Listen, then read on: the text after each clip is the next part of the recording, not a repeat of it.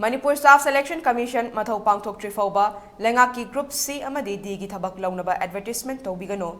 ek amadi rule semkhraba commission amabo houjik faoba mathou pangthokhandaba haibase Double Engine BJP leingakki asonbani haina Manipur Pradesh Congress Committee MPCC na phongdorakli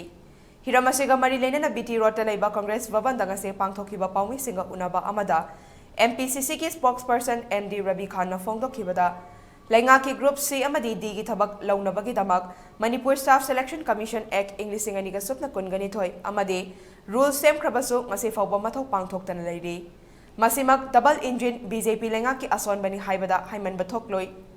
loinana Education Health Police amadi Fire Department ki thabak lawbada commission asi nathaiduna thamlaga department masa masana lawjabagi mami chauna tari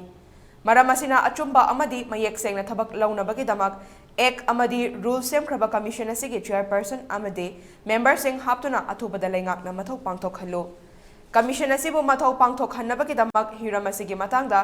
MPCC ki president na house ta wafam kaya pukhatpada natana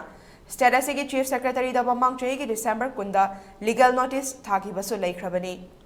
masida makhatana commission asibu matam chana mathau pangthoknaba leingakna thabak paikhatlaktrabadi high court yorakloi hainingai leite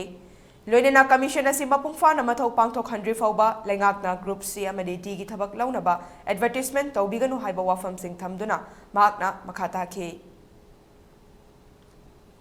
su BJP leingak paliba state ta su BJP na lusinga ba leingak paliba absolute majority fangaga double engine ni haina yamna chauthokna India da paliba leingak asina karigi damakta masana establish tawjaba ek ama rule ama masana function tawhanba ngamdabai se government asigi asonbani haibada haimanba thokte aina khali MPCC ki maikai dagi amadi on behalf of the entire aikoi Manipur praja singi behalf da Manipur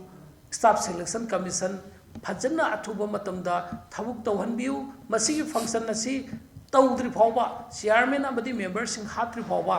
State Government ki Makhada Group C Amadi D gi appointment employee Makhan Khuding Maki advertisement Tawbigano Maramdi Sangalezadaba Natagana Honaba Ngamzadaba Kaya Amadi Mathwai Chaga Masama Tandana Mapunsi Manki Mayama Yauba Yaiba Same Gribi Ek Asidi Athuba Matamda Commission tawbiraga masigi makhada implement tawbiraga thabuk khuding makaubi haibase masigi appeal asi